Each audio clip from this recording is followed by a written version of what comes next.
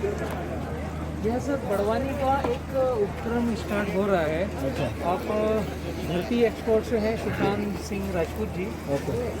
हिंदुस्तान के सबसे बड़े प्लेयर्स की गिनती में है बनाना एक्सपोर्ट में। अच्छा। जो हमारा सौभाग्य है कि चौहान जी और आप लोगों की टीम की वजह से बड़वानी के नर्मदा बेल्ट पर अब बनाना पूरे विश्व में कहीं भी एक्सपोर्ट हो सकता है।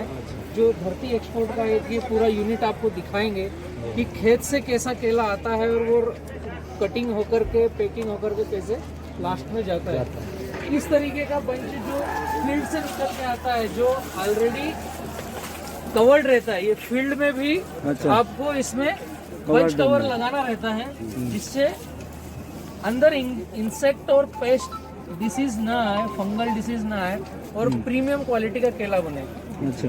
ये जैसे खेत में से कटा तो यहाँ से पहली प्रोसेस चालू होगी। सुशांत भैया आप थोड़ा गाइड कीजिए सर को कि कैसे बनाना आगे प्रोसेस होगा। यहाँ तक आपने जो देखा कि फ्रूट केयर किया जाता है पूरा।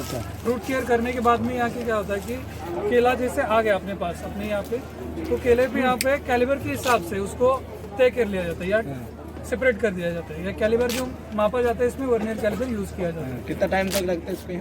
यहाँ तक जो केला आपका जो कटिंग होकर आ गया उससे तुरंत शुरू हो जाए। अच्छा। अभी जैसे यहाँ पे देख रहे हो कि आप कटिंग कर रहे हाँ। हैं, कटिंग करने के बाद ऐसे हैंड पिकिंग शुरू होगी। अच्छा। ये क्वालिटी बड़वानी में हो रही है। अच्छा। जो मुझे लगता है कि हिंदुस्तान में इस क्वालिटी का प्रचार प्रसार और नॉलेज नहीं है कि बड़वानी में ये क्वालिटी का केला हो रहा है, जो ईरान, इराक, दुबई, कजाकिस्तान लगभग मैक्सिमम जगह पर जा रहा है। और ये बगैर ब्लेड लगे, बगैर चाकू लगे कट रहा है।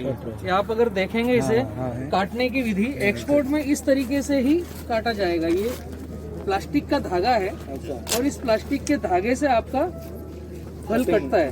तो क्या वो ब्लेड से कटा हुआ एक्सेप्ट नहीं करते हैं? नहीं, उसमें फंगाई आएगी। नुकसान जैसे कुछ ब्लेड लग रहा है, स्टील का कुछ लग रहा है, तो जैसे अपन कट कर रहे हैं तो वहाँ पे उससे कुछ करोजन ना आए, इसलिए उसको अवॉइड कर रहे हैं। अच्छा। अच्छा। शुरुआत में अवॉइड कर रहे हैं। अच्छा। अभी इसके बाद हम जो ट्रीट कर रहे हैं उसको एलम वाटर से ट्रीट कर रहे हैं। आगे से आइए, नेक्स्ट स्टेप देखते हैं।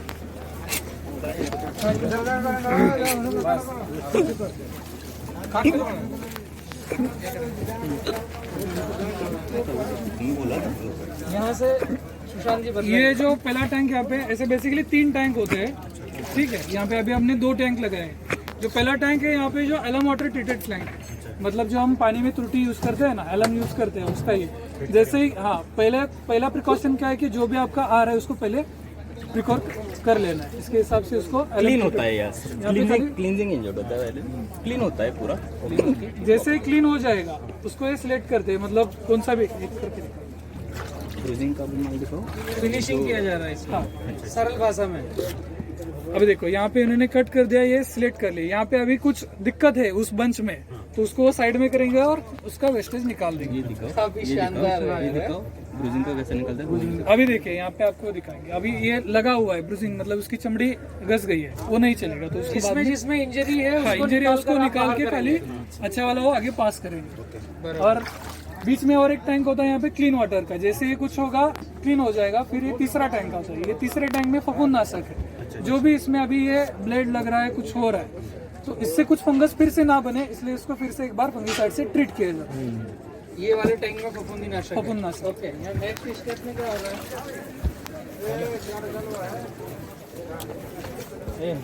इसमें ये जो वो मानव शरीर को नुकसान नहीं पहुंचा देता कुछ नहीं, ऐसा ना नुकसान वाला ही इसमें यूज किया जाता है, जिसका पीएचआई जिसे बोलते हैं, पोस्ट हार्वेस्ट इंडेक्स जिसे बोलते हैं, जिसका ड्यूरेशन कम हो उतना ही इसमें यूज किया जाता है। वही तो नहीं तो इसे वो देखो क्वारंटाइन शब्द अभी हमने सोचा है, मतलब सुना है इन दिनों में, लेकिन क्वारंटाइन जो सर्टिफिकेट होते हैं वो पहले बहुत दिनों से चल रहे हैं। नॉर्म्स ऑलरेडी उसके हैं। नॉर्म्स पर सारे कार्य हो रहे हैं। हाँ, कोई है नहीं।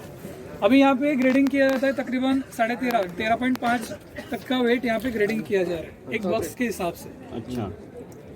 तो अभी जो हैंड बन रहे हैं यहाँ पे वेट किया जाएगा। वेट होने के बाद में यहाँ पे आगे आके इस पे ड्राइंग होता है, ड्रायर ब्लोअर।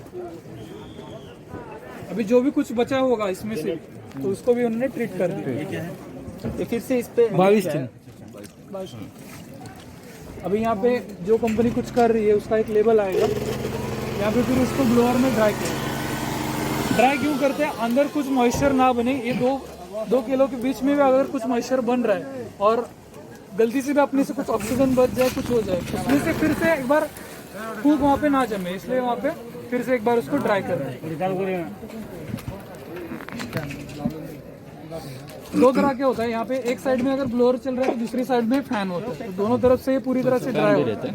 तो जैसे ये ड्राई हो जाएगा एक बक्से में इसको पैक किया जाए। पैकिंग जनरल पैकिंग से कुछ अलग पैकिंग है सुशांत जी, ये हाँ। रखने की स्टाइल, और ये फोम भी जैसे बीच में लगाया जा रहा है। अभी फोम जो बीच में लगाया जा रहा है, इसका भी एक मीनिंग क्या है कि दो, अगर हम हैंड एक के ऊपर रख रहे हैं और ये ट्रांजिट पीरियड जो ज़्यादा है, इसमें कुछ एक दूसरे के ऊपर घर्षण आके इसके ब्रिजिंग ना बन जाए, ड्यूरेशन के लिए टिक जाए, ज़्यादा से ज़्यादा लंबा ऐसा बीत जाए उसमें। डायरेक्ट कांटेक्ट नहीं आना चाहिए, स्किन से एक बार कांटेक्ट आया तो ब्रूजिंग होता है, फिर माल में खराबी आती है। अभी ये हो गया प्राइमरी पैकिंग हो गया। ये पूरी प्रोसेस क्या किसानी खेत पे होती है? हाँ, पूरा किसान की खेती है। ऐसा ही सेम सेटअप वहाँ पे लगाया जाता है।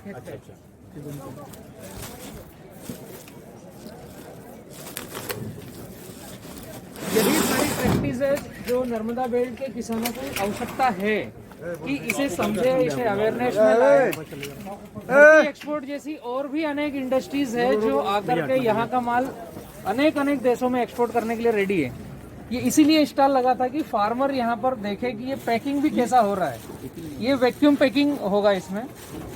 ये इथिलीन एब्जॉर्बर है जो एक पाउच इसमें डाला जाता है। इससे क्या होता है कि केला जो लॉन्ग ड्यूरेशन में कुछ पक जाता है, कुछ होता है, तो इथिलीन जो है उसका कंटेंट, उसकी वजह से केला पकता है, तो उसको बढ़ावा ना दे इसलिए इथिलीन एब्जॉर्बर उसमें डाला जाता है। एक पाउच है जो धीरे धीरे रिलीज होता रहेगा, तो इथिलीन उसमें जो भी बन रहा है वो अंदर से अब्सॉर्ब करता रहेगा, तो केला आपका ज्यादा से ज्यादा लंबे अरसे तक चलेगा और बीच में पकेगा नहीं, क्योंकि उसमें अगर सुक्रोज बढ़ती है तो केला आपका काला पड़ना शुरू हो जाता है, तो वो ना बने इसलिए इसमें इथिलीन एब्जॉर्बर डाला जाता है।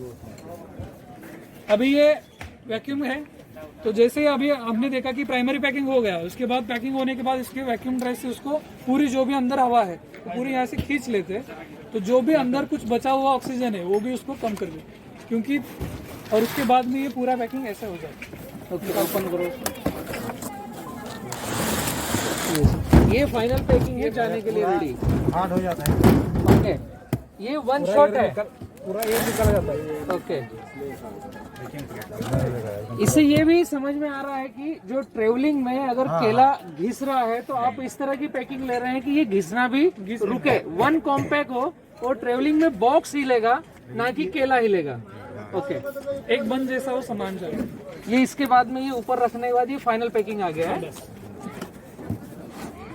बिन प्राइमरी, ओके, बून ये पूरा प्रोसीजर खेत के किसान के खेत में ही हो जाता है। बॉक्स के ऊपर बॉक्स आते हैं, ओके तो इसके लिए ये ऊपर की फोम रहता है, ओके तो इसका भी कुछ प्रॉब्लम नहीं है। ओके।